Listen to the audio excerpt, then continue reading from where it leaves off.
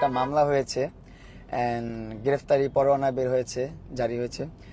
So এটা নিয়ে অনেকেই অনেক পোস্ট করতেছে, অনেক ধরনের পোস্ট, যেগুলো দেখলে আসলে হাসি পায়, আমার নিজের হাসি পায়, আমার আশেপাশে যারা দেখে তারাও হাসেন, তারা আমার সাথে শেয়ার করে।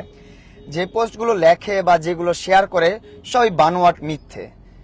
আর লায়লা আমার নামে একটা মামলা করেছিল, যেটা হচ্ছে ওর আমরা আপোষে চলে আসছি, সবকিছু ঠিকঠাক হয়ে গেছে, সবই ভালো ছিল, একসাথে আমরা চলাফেরা করছি, একসাথে কন্টেন্ট করছি, ইভেন আপনারা দেখছেন আমার গ্র্যান্ড ওপেনিংও ছিল 2 দিন আগেও, কিন্তু আমার সাথে ছিল। কিন্তু ওর উপরে উপরে এত ভালো, ভিতরে ভিতরে ও একটা মামলা কন্টিনিউ করে গেছে।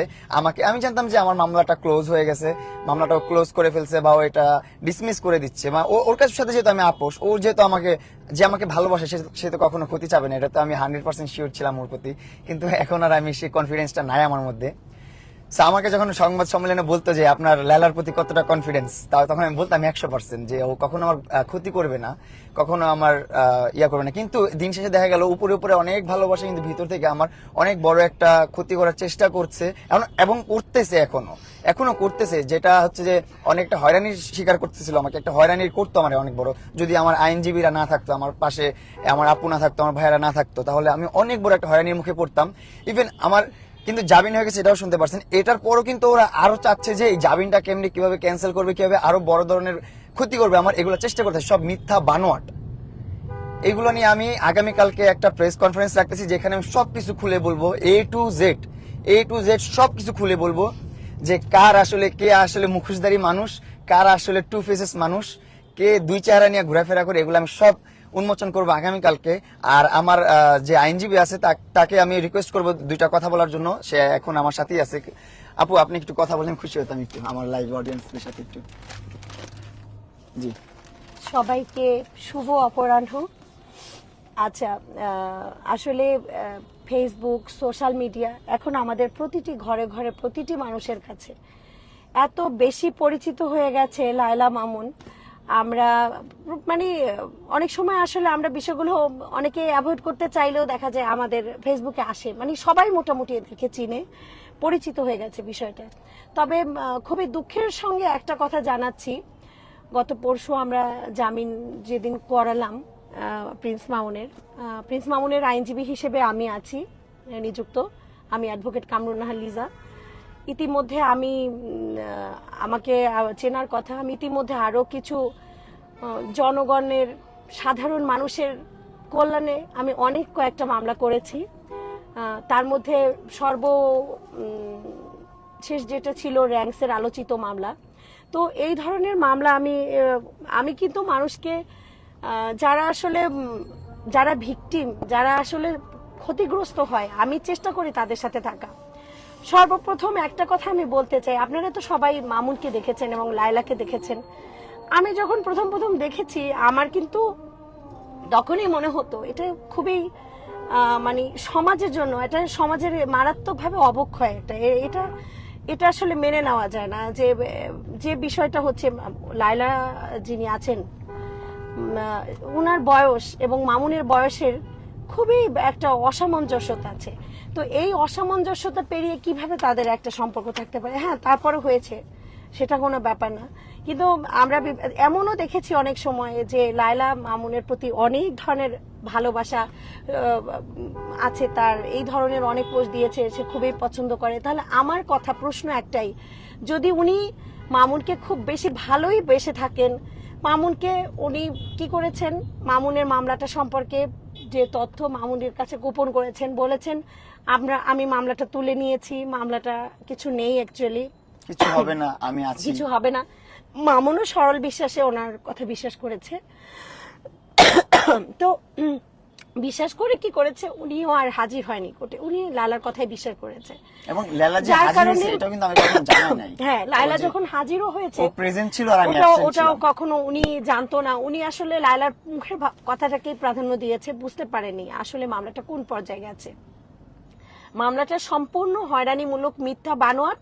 এটা কিন্তু আমরা নথি দেখলে এবং ঘটনা পর্যালোচনা করলে আমরা বুঝতে পারি। আমরা যারা আইন পেশায় আছি তারা তো আরো ভালোই বুঝতে পারার কথা। তো আর এটা তো জনগণও জানে যে ওর সাথে যখন একটা আপত্তিকর একটা ঘটনা ঘটলো, ওর সাথে তর্ক বিতর্ক হলো, তারপর কিন্তু আমরা একসাথে আবার অনেক কন্টেন্ট করলাম, একসাথে আবার গ্র্যান্ড ওপেনিংও করলাম, কত ভালো মুহূর্ত গেছে আমাদের। আচ্ছা, কিন্তু আচ্ছা। এখন আবার এটা শুরু আমার হয়েছে। যেটা ধারণা, জানি না উনি কি চাচ্ছে, কি উদ্দেশ্যে এগুলো করছে। তো আমার ধারণা হচ্ছে উনি আসলে মামুনকে খুব মন থেকে অন করতে পারে না। তাহলে একটা মানুষকে যদি সে ভালোই বাসে, তাহলে সে নিশ্চয়ই চাইবে না যে ছেলেটা। আমি একটু পানি খেয়ে কথা বলছি, জি জি, একটু ঠান্ডা লেগেছে তো। আপনি কন্টিনিউ করেন। এখন আমি কি বলবো, আমি হচ্ছে যে এটা তো বাংলাদেশ, এখানে হচ্ছে তেল মাথায় সবাই তেল দেয়। আমরা তো হচ্ছে কি বলবো, আমাকে যদি আপনারা সাপোর্ট না করেন তাহলে আমি আসলে সব অনেক বিপদে থাকবো, অনেক বিপদে পড়ে যাবো আর কি। আপনারা অবশ্যই আমার জন্য দোয়া রাখবেন। হ্যাঁ, না আমি আমাদের যারা ভিউয়ার আছে, আমি সবার উদ্দেশ্যে একটা কথা বলতে চাই। বিষয়টা আসলে কি হয়েছে, আসলে ঘটনাটা কি, এটা না জেনে আমরা বিভিন্ন সোশ্যাল মিডিয়ায় অনেককে দেখছি এই বিষয়টি নিয়ে এমন এমন হাস্যকর তথ্য আমি ওই প্রকাশ ম্যাচটা করছে। দেখাই আপু, হ্যাঁ, কালকে দেখাবো। হ্যাঁ হ্যাঁ, এমন এমন তথ্য প্রকাশ করছে যেটা দেখে আমরাই হাসি, আমাদেরই হাসি লাগছে। আসলে মামলায় হয়েছে কি এটা তো বুঝতে হবে, মামলাটা কিসের, মামলাটা কেন করা হয়েছে এবং কেন তার আসতে হয়েছে। আদালত সন্তুষ্ট হয়ে মামুনকে জামিন দিয়েছে এবং জামিনের যথেষ্ট গ্রাউন্ড আছে দেখেই জামিন পেয়েছে। হয়েছে। এবং এই মামলাটা হয়রানিমূলক, মিথ্যা এবং বানোয়াট, এই মামলাটা নিয়ে আমরা যে কয়জন আমরা স্টাডি করেছি আমরা সেটাই পেয়েছি। আর সবচেয়ে বড় কথা হচ্ছে আইন আদালত এমন একটা সেন্সিটিভ ইস্যু যেটা নিয়ে আপনাদের মানে আমি সাংবাদিক ভাইদের যারা নাকি এই পোস্টগুলো বিভিন্ন জায়গায় দিয়ে বেড়াচ্ছেন, আমি তাদেরকে বলবো আগে ব্যাপারটা জানবেন, আগে বোঝার চেষ্টা করবেন আসলে ঘটনাটা কি হয়েছে। হ্যাঁ, তো এটা আসলে আপু, এটা কি জানবেন আগে। ন্যাশনাল রিপোর্টাররা কিন্তু এগুলো করে না, হ্যাঁ, যারা হচ্ছে ভালো যে- করে রিপোর্টাররা করে না, উল্টা পাল্টা বিভিন্ন টিকটকে দেখছি আমি নিউজ হচ্ছে এখানে ওখানে। এগুলো এখন- ভাইরাল হওয়ার জন্য ওরা তো হ্যাঁ, বুঝে না, পলিসি বুঝে না যে একটা জিনিস জানতে তো হবে তার ওদের আমার বিরুদ্ধে কথা মামলা আছে, হচ্ছে, এগুলো বুঝে না। হ্যাঁ আমার কথা হচ্ছে আগে ঘটনাটা কি হয়েছে, মূল ওদের বিরুদ্ধে যে ঘটনাটা মামলা হবে জানা এটা ওরা উচিত। বুঝতেছে না। একটা জিনিস নিয়ে আপনি যখন ডিজিটাল সোশ্যাল মিডিয়ায় আপনি যখন একটা নিউজ দিবেন, একটা সংবাদ দিবেন বা একটা কথা বলবেন, আপনাকে অবশ্যই অনেক বেশি সচেতন থাকতে হবে। কেন জানেন? আপনি জানেন না হয়তোবা যে আপনার একটা কথার এগেইনস্টে আমরা আপনার নামে একটা মামলা করতে পারি। এখন আপনি একটা মানুষকে নিয়ে যা খুশি বলবেন, সত্যকে মিথ্যা বলবেন, মিথ্যাকে সত্য বলবেন, এটা তো হতে পারে না। বাংলাদেশে তো আইন কানুন আছে নাকি নাই? বাংলাদেশে আইন আছে এবং আইনের সুষ্ঠু বিধানও আছে এবং আইন প্রণেতারা অনেক বেশি সচেতন। যখন আপনারা কোনো ঝামেলায় পড়ে যাবেন তখন সেটা বুঝতে পারবেন। এখন আমি যেটা বলতে চাচ্ছি, প্রিন্স মামুন মামলায় জামিন পাওয়ার যোগ্যতা আছে দেখেই তার এই যে ঘটনা সত্যতা প্রমাণ হয়নি দেখেই জামিনটা পেয়েছে। আমি আমার আপনারা যারা নিউজ শেয়ার করেন বা বিভিন্ন সোশ্যাল মিডিয়ায় যারা অ্যাক্টিভিস্ট আছেন তাদের উদ্দেশ্যে একটা কথা বলবো, আগে নিউজটা জানবেন, শুনবেন, তারপর আসবেন।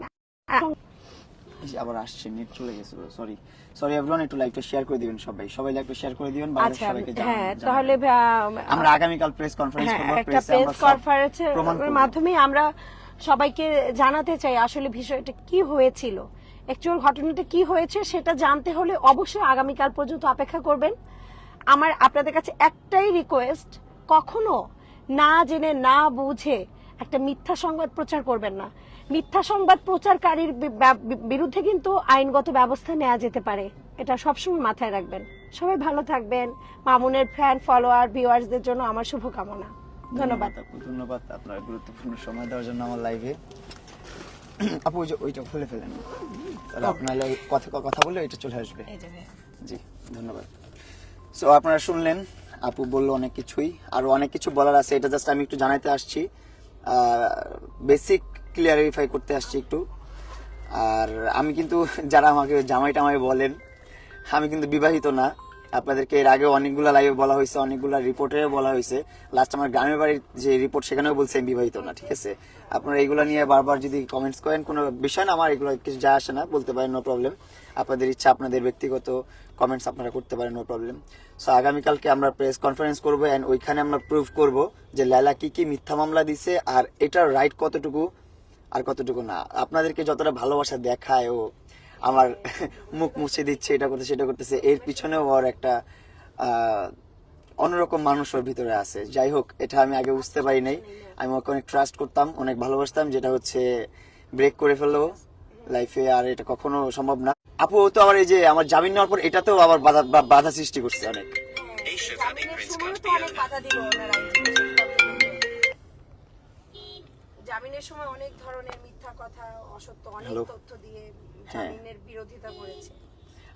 এমন না যে ও মামলা করেই থেমে গেছে, মামলা করার পর আমি যখন জামিন নিব সেই So, এমন না যে শুধু মামলা করে ও থেমে গেছে বা ওর আগোচরে ওর অজান্তে মামলা হয়েছে, এমন কিছু না। মামলা হওয়ার পর যখন আমি আইনজীবীদের সাহায্য নিলাম, যখন আমি কোর্টে গেলাম, আত্মসমর্পণ করলাম, আমি আমার সবকিছু প্রমাণ করলাম যে আমি দোষী নাকি নির্দোষ, তখনও কিন্তু ওই বাধা সৃষ্টি করছে, এখনো বাধা সৃষ্টি করতেছে যে আমার জামিনটা কিভাবে বাতিল করবে, এটা করবে, সেটা করবে।